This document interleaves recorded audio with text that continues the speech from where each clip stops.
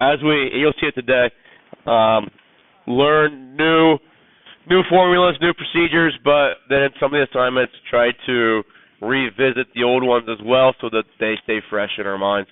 But question number 6 here asks us to find the area of this thing.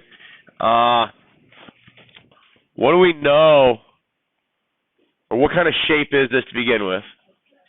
Trapezoid. So I'm going to set up my formula.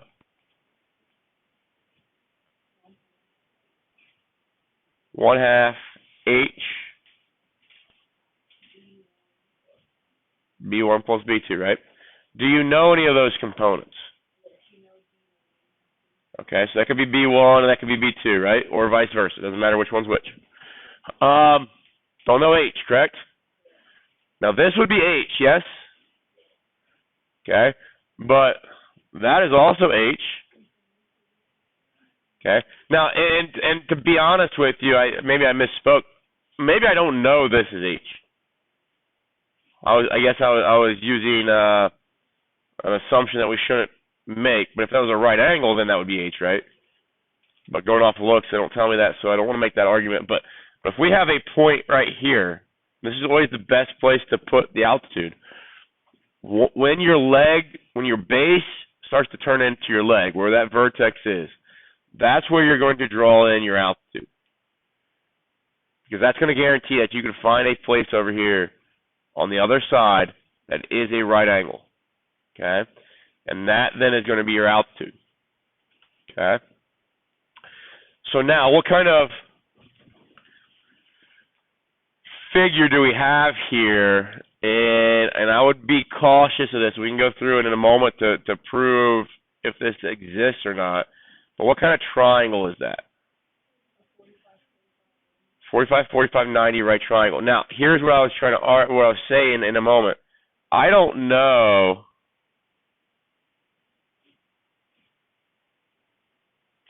that we want to take that distance and equate it to that distance right now. Okay? Because like I said at the beginning, I don't know. It's a question if that's a right angle, isn't it? Does that make sense? So it's debatable if this were to actually go like out to a little bit more severe of a slope here, and that was really my trapezoid. I wouldn't simply just subtract that number and that number to get this distance right here on that green triangle. Does that make sense? You would only be able to do that. You'd only be able to confidently subtract these two numbers to get this distance if you knew this was a right angle. Okay? Because I don't know that. And the reason I'm stating this right now this way is because they give me this. They give me the hypotenuse in a 45, 45, 90 triangle. If they give me the hypotenuse, that's my n radical 2 side in a 45, 45, 90, then that means that this side here, which is my altitude,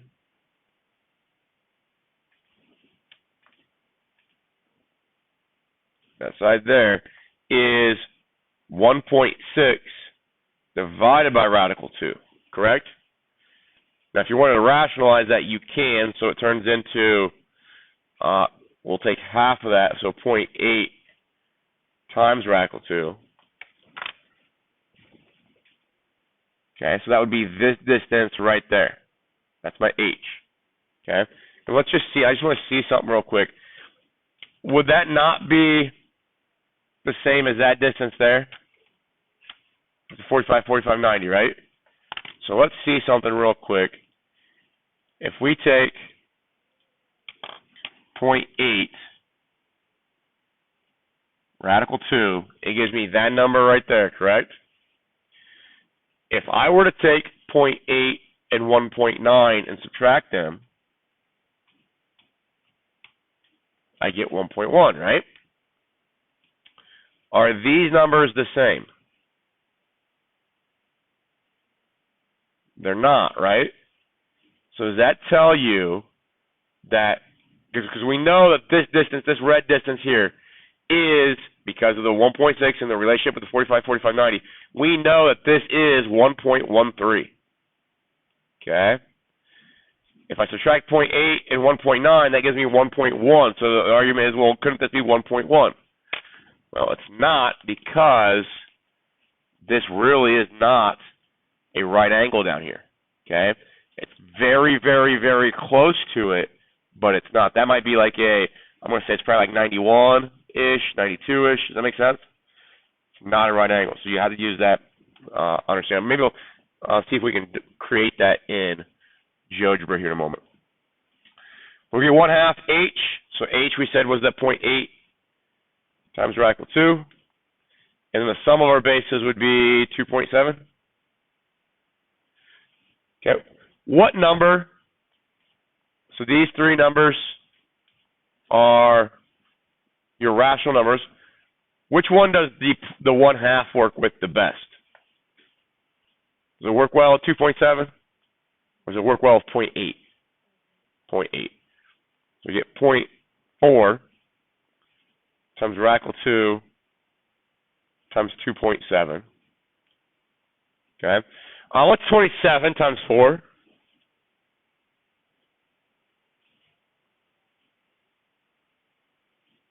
What's 25 times 4? 100. So then, isn't 27 times 4 going to be 108? Does that make sense? Okay. So we got 108, but then there's these decimals that have to take place, right? There's two decimal places. So if I have 108, and I got these two decimal places, doesn't that turn into 1.08? And into my radical 2? Now, I know on Math Excel they ask probably for a complete decimal, rounded, whatever. If we go 1.08 times square root of 2, that's what they're looking for, 1.53. That kind of help?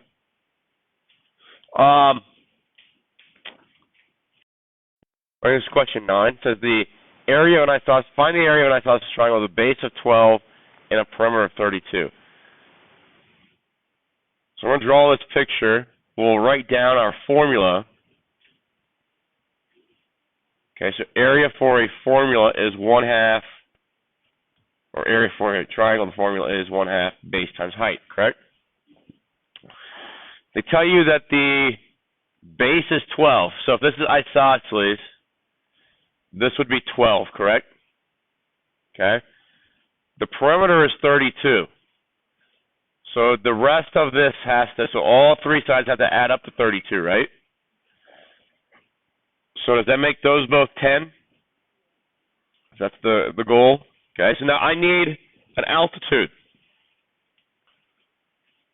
Okay, and this is where this came from chapter 4. It was a corollary. We've used it multiple times throughout the year. If I draw this down, remember this angle up here called the vertex angle? Okay, the vertex angle, it's the angle that is between the two sides that are congruent in an isosceles triangle.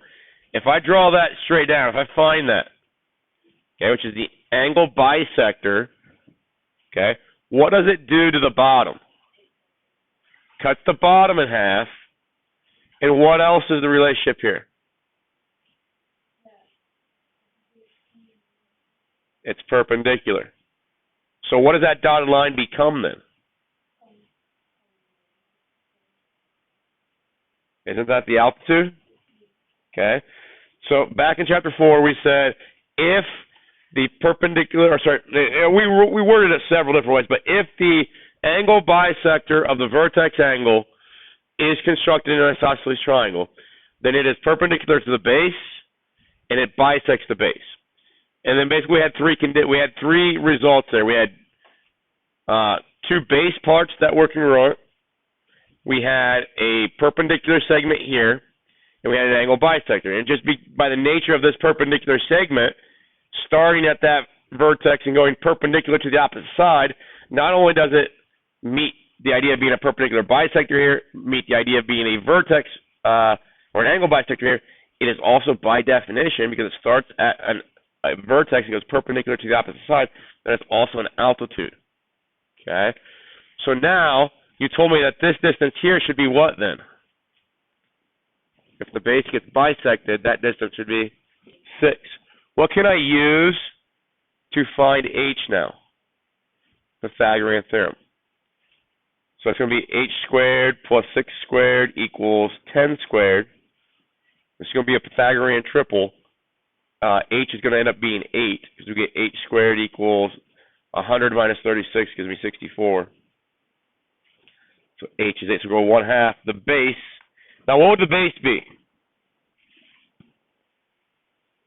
Okay, I wanted that in. I was hoping somebody would say 6. If I use the base to be 6 and I use the altitude to be 8, what did I just find the area of?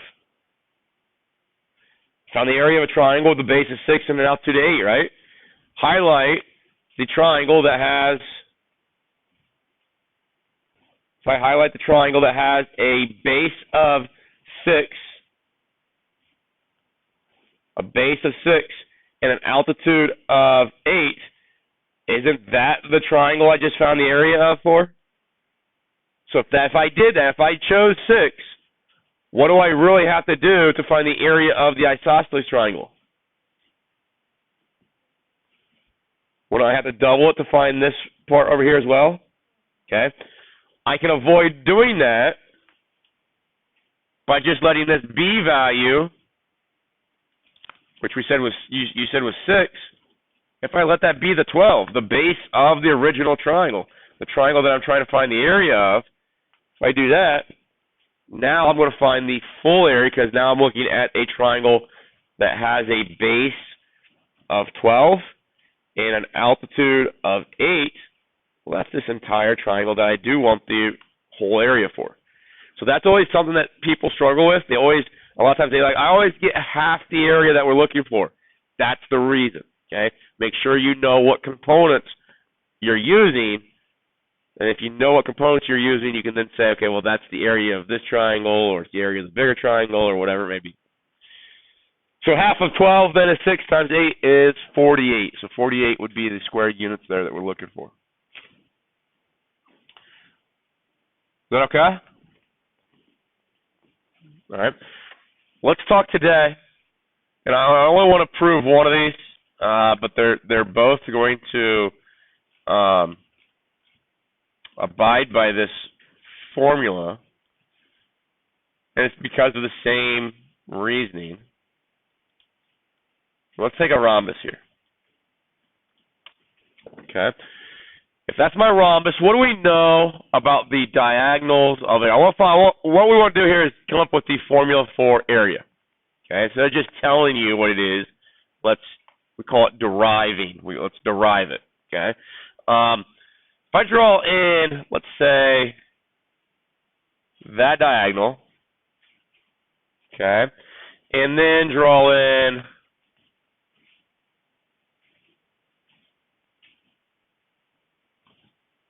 that diagonal, what do you know that those diagonals do to one another?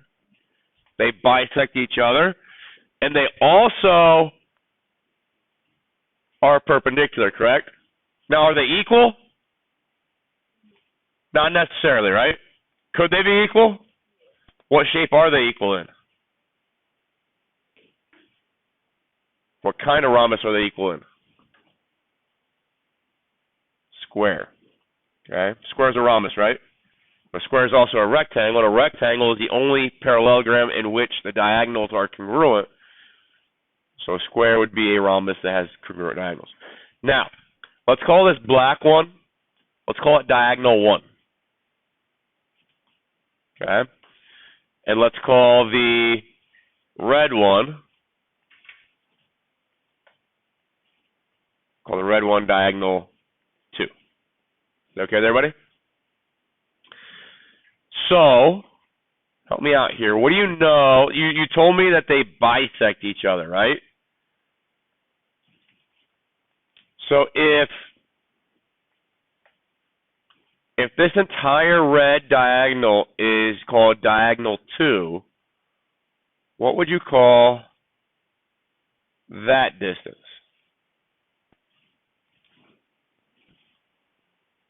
Say again? I can't hear you. The black one's diagonal 1. You could redefine it as a completely different thing, but let's redefine it using still this distance here. So if that distance, let's just say if that distance was 10, this would be 1/2 that, right? This would be 5. Okay? So if this distance is some unknown variable d2, then we would have 1/2 d2, right? And I can write that as d2 over 2. Okay? What would that one be? 1/2 d1. Okay? All right, so if we can call that black one d1 over 2, and this would be d2 over 2, do we now have, since this is a right triangle, do we now have the ability to find the area of that green triangle? Could we say, so the area of that green triangle, because we know the area formula of a triangle is 1/2 base times height, right? Okay. So the base, so if we look at this green triangle, it's a right triangle again. So it doesn't matter which one's the base, but if I say that's the base, so I'll go 1/2 and then d2 over 2. And then this would be the height, or the altitude, which is that distance right there, d1 over 2. Is everybody okay with that? So if I multiply all this stuff together, I get 1 times d2 times d1. I'm just going to rewrite that using the commutative property. Just put the d1 and d2 in order. All over 2 times 2 times 2, which is 8, right? Does that make sense to everybody? So if somebody gave you the lengths of these diagonals, the full diagonals, you could plug them in here to this formula, and that will give you the area of one of these triangles. What did we talk about back in chapter 6 about the relationship between the blue triangle and the green triangle? And what about the purple triangle? They're also the same, right? And the white triangle, right? Also the same. So what can we say then, or what can we do? Yeah, if this is the area for one of them, let's find the area for 4 of them. So if I multiply this by 4, what's going to happen with that 4 and that 8? They cancel out. Okay, and leaves you with 2 on the bottom, right? So you get d1, d2 all over 2. A lot of people, well, I don't say people, but textbooks will factor that 1/2 out and write it this way. But now you have the area formula for a rhombus. It's 1/2 diagonal 1 times diagonal 2. Okay? Now, as we work back, what gave us that area formula? What formula did we start with that generated that? Triangles. But work back a little bit further. What formula gave us the area formula for a triangle? Rectangles, right? Okay. So, BH, area equals BH, is the foundation for this formula right here, which really looks nothing like BH, but that's where it eventually comes from. Does it make sense? Okay. Yesterday when we talked about the area formula for a trapezoid, 1/2 HB1 plus B2, looks nothing like BH. But as we reconfigured areas and all that kind of stuff, we found out that that's how it was built. It is using the basic area formula for a rectangle. So then when we see, and I don't want to do this right now with you, but it's the same idea. If I see a kite, okay, now the 4 triangles in a kite are not the same. So you would work with the 2 on the left, you work with the 2 on the right, and you could merge things together, and eventually you will still get the same output of 1/2 D1, D2. Okay, so it's a formula that works for both rhombuses or rhombi and kites. Okay, so if I want to find this area, 1/2 D1, D2, I got to find what diagonal 1 is. What is that diagonal right there? 6. And what is the other diagonal? 7. So half of 42, 21, and be meters squared, right? Is that pretty straightforward, pretty easy? Okay. Now, it's not always as easy. They don't always tell you exactly what you need, and you might have to rely on some of your facts from Chapter 6 that we know about Kite, so that we know about rhombuses. Here it says, find the area of a rhombus with side lengths of 12 and one angle of 120 degrees. Okay. Now, as you draw this, because our rhombuses or rhombi can take on like different orientations, right? Okay. Here, maybe you could see that the top angles would be 120. Does that make sense? Maybe in this picture, though, the left and right angles would be 120. Doesn't really matter. Just draw a rhombus. And as long as you avoid making the rhombus a square or looking like a square, I think you're going to be okay with this. But if I have length of 12 as the sides, so that's 12, that's 12. That gives me no knowledge about the diagonals, right? Okay. But they give us enough here to address and find D1 and D2. The only thing is that we have to think about, one other component that they give. Why do they give me that 120 degrees? Okay. I put 120 right there. What does the diagonal, maybe D1 here, what does that diagonal do to that 120? Okay, splits it in half, so makes that 60. Okay, we'll get to that, yes. So if that was 120, does anybody remember if that angle right there was 120, anybody remember what that angle has to be? It has to be 60. Because that has to be parallel to that, and those two red angles are same side interior, so they'd be supplementary. So that has to be 60. So what does this diagonal do to that angle? Makes it 30. And then again, we know that the diagonals and plus of basically what's left over here, that has to be a right angle, correct? Does that help us then decide what these lengths have to be? Because now this would be, what side is the hypotenuse in a 30, 60, 90? That's the 2n side. It's always the biggest side. Okay? So n would be what? 6. So this distance right here is going to be 6. So what would one of my diagonals be if that is 6? One of my diagonals is going to be 12. Okay? What would this diagonal be? Or sorry, this segment of the triangle would be 6 radical 3. So what would this second diagonal be? 12 radical 3.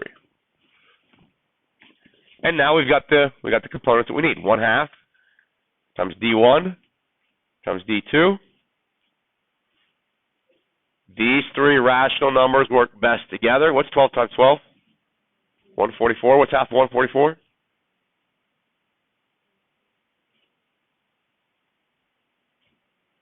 72. Okay. So this would be units squared. 72 radical 3 units squared. When they give you questions like that, typically they're going to tell you that your angle is either 60 degrees, 120. They might say it is a square, so you got a 90-degree angle, then you break that in half, you get 45. If they gave me like the angle was 110 degrees, I can still do this problem, but that angle up top would be 55, wouldn't it? And what would I have to use if the triangle is not a 30, 60, 90, or 45, 45, 90? I would have to use SOHCAHTOA. It's the same structure. You're still going to go through and find, that 6 or that 6 radical 3, whatever those values are when the angle is 55. But using SOHCAHTOA to find those values. Once you find D1, D2, then plug it into your formula. Already did that. All right, cool. Does this make sense? Do you guys need any more assistance on trapezoids? We feel comfortable with those?